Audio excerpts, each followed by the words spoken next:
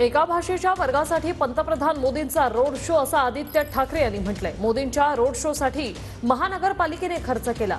नाशिकमध्ये शेतकऱ्यांना अटक केली असंही आदित्य ठाकरे यांनी म्हटलंय।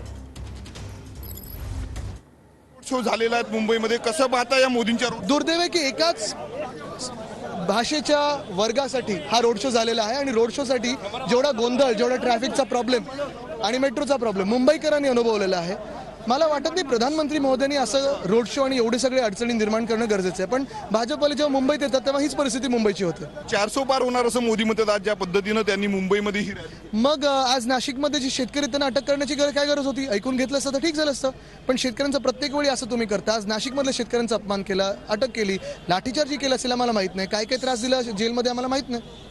राज्यातील मुंबईमधील 6 जागांसाठी जे ते त्यांच्या रोड शो ठेवण्यात आलेला आहे, त्याचा परिणाम होणार का, काय वाटतं? नक्कीच, आणि असं खरं तर योग्य नाही, कारण आपण पास केवढं मुंबई महानगरपालिकेने खर्च किती केलाय, निवडणूक आयोग पाहते की नाही, रस्ते साफ केलेत आज, कारण प्रधानमंत्री महोदय येतात, होर्डिंग्स किती लागलेले आहेत, बॅरिकेड्स लावलेत, असं मग आमच्या पण रोड शो साठी करणार का मुंबई महानगरपालिका? याचा हिशोब कुठेतरी देणार आहे की नाही मुंबई महानगरपालिका?